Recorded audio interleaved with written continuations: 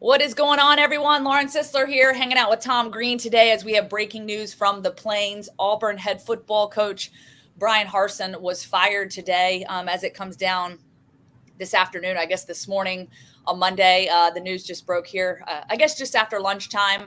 The decision coming, I guess, I don't know if it was expected or not expected, which is why I'm bringing Tom in to kind of talk about this, sort of what he knows about the situation. But at this point, as of right now, the university decided to make a change in leadership with the football program. That coming from President Christopher Roberts in a statement, made the decision after a thorough review and evaluation of all aspects of the football program.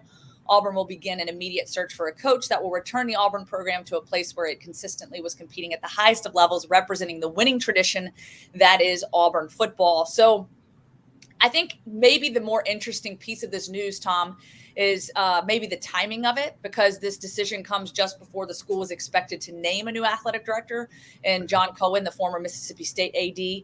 So, maybe a lot of this stuff is kind of transpiring sort of in this time frame to alleviate some of the maybe issues that have been, happening. Just your overall thoughts. Are you surprised that this decision came down today on a Monday? No, not really. Especially once it became clear that John Cohen is going to be the next athletics director. Obviously, he informed Mississippi State this morning of his resignation effective immediately. Auburn has not announced him as AD just yet, but we confirmed over the weekend that they're finalizing a deal to make him the next AD.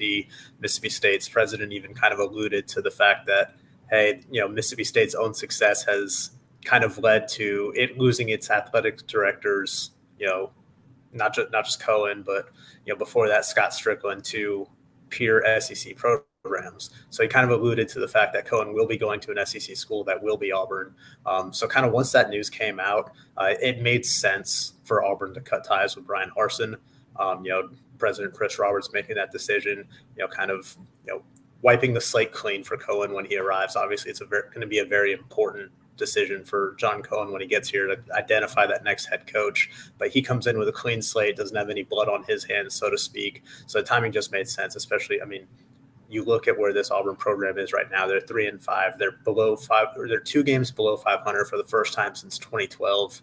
So many times over the last month and a half, we've evoked that 2012 season, and that's just not something that you want to do. A lot of people would much rather forget that 3-9 campaign.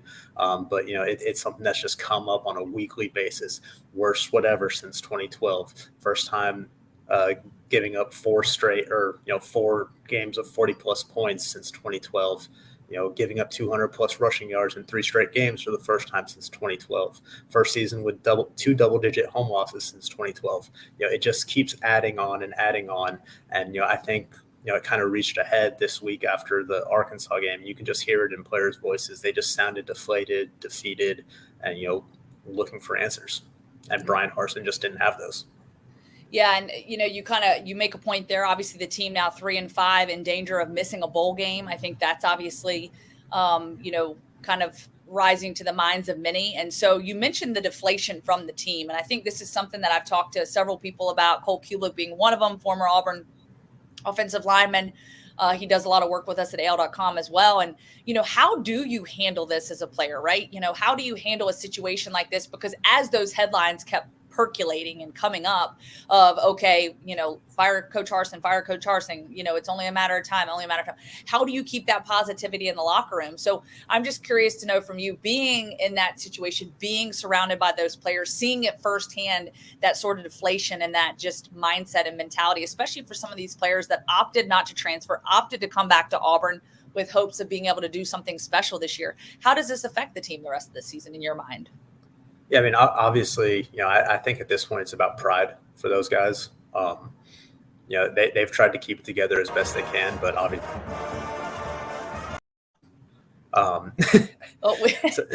We have video, but but unfortunately, a little bit of music there. Goldman, you'll figure that out. No big deal. Yeah, no, but I think this last month of the season is going to be about pride for these guys. You look at the remaining slate. They need 3 games to make it to a bowl game. I think it is still feasible. It's going to be a stretch.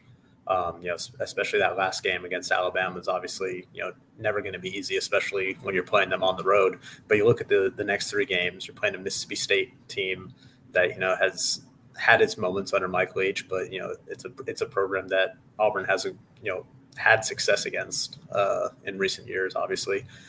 Then you're hosting a Texas A&M team that has fallen way short of its own expectations, top 6 entering the preseason, and now they're at the bottom of the SEC West right there with Auburn. Both teams are on a 4-game losing streak right now. So that's a game that, maybe entering the season didn't seem as winnable, but you're looking at that Texas A&M team now. It's like, okay, maybe Auburn can win this one. And then you have Western Kentucky in your final home game of the season. So you do have 3 winnable games and a path to a potential bowl game for Auburn. And I think that's something these players can try to strive to and kind of, cling on to heading into this home stretch with a to be named interim head coach. Yeah, and I think that's important, to keep that mindset. So speaking on interim coach, just kind of going over the contract right now, per the terms of the contract, Harsin will be owed $15.5 million in the buyout money, with 50% due within the first 30 days, the remaining 50% in 4 installments. That's kind of been, it seems like, kind of the storyline these last several years with various coaches that have come in and out of Auburn. But with that being said, interim coach options, in your opinion, who do you think might be, at least for the interim, be a good candidate? Who do you think someone that might be high on the radar? Are you thinking someone like a Zac Etheridge that could potentially fill that role, or is there someone else that's kind of first in your mind? Yeah, I think Zac Etheridge is probably the top candidate to be the interim coach. It should be noted that in the release, announcing the change at head coach, Bryan Harsin was not mentioned by name in it, and there was no mention of an interim coach in the meantime. I do expect, the team to kind of find out, at some point today who's going to lead them the rest of the season. And I think Zac Etheridge makes the most sense. He's got that associate head coach tag on him. He is an Auburn guy through and through. Was obviously part of that national championship team in 2010. Has been a heck of a recruiter for them, and I think he just makes sense. He's a guy that's kind of been through the fire here at Auburn. Certainly they have a few other Auburn guys on staff like Jimmy Brumbaugh and Cadillac Williams, but I think Zac Etheridge makes the most sense, especially when you kind of consider what's probably an uncertain situation with the coordinators. Jeff Schmedding and Eric Kiesop, both Bryan Harsin guys, both came here with him from Boise State. So I don't think it makes sense to, cut ties with Bryan Harsin and then kind of elevate one of his guys into an interim role. So Zac Etheridge just makes the most sense moving forward. Yeah, and to your point, I think the guys would certainly rally around someone like him. He's proven himself just a player's coach, someone they can relate to. And, really, I kind of think just navigate sort of these uncertain times. And I think it's going to be important also during this time to retain some of the talent that they do have, because I think this is obviously a cause for some pause and some concern. Okay, what are we going to do? Am I going to take my talents elsewhere? What's the plan? And I think this is a time where you got to kind of foster some of those relationships so that when they do hire the next coach, that some of those relationships and that belief is that I still want to be an Auburn Tiger. So lastly, before I let you go, the big question, you named Zac as a potential interim coach. Who are you looking at? Who are you eyeballing? What are people saying around the country as the possible replacements for Coach Harsin? Yeah, no, I think there's a lot of names that, are certainly going to be at the forefront. We published a list of candidates earlier this afternoon on AL.com, and I think chief among those is going to be Lane Kiffin over at Ole Miss. Obviously, an offensive-minded guy who's, had success there. Ole Miss is, over the last 2 seasons in particular, has just done incredible things under Kiffin. Someone who certainly with the Iron Bowl rivalry would kind of bring some more life to that and kind of maybe needle Nick Saban across the state year round. I think he's probably the top name to watch. And I think, if you're John Cohen, that's maybe kind of, do a little favor for Mississippi State on your way out the door. Kind of pull Lane Kiffin from there and get him out of that state. So I think that's certainly an interesting factor to weigh. Some other names to watch: Hugh Freeze over at Liberty, another offensive-minded guy. Obviously comes with some baggage, but he's a name that's going to come up again and again. And just signed a massive contract extension at Liberty. Yeah, but the buyout numbers are reasonable, and I don't think Gotcha. that would preclude Auburn from kind of going after him. Going after him. Yeah, Deion Sanders at Jackson State would be kind of the splashy hire. Yeah, lots of Obviously, prime time talk, that's for sure. yeah, obviously doesn't have as much experience coaching. Certainly not beyond the FCS level, but I mean he's proven to be a hell of a recruiter. Has had great success at Jackson State and would certainly bring some buzz to Auburn. There's another one that kind of that would be an interesting dynamic across the state with Nick Saban, obviously with those Aflac commercials and kind of the back and forth they had earlier I this year literally too. every time I see an Aflac commercial, I'm thinking like, oh my gosh, could you imagine if this ends up coming to fruition?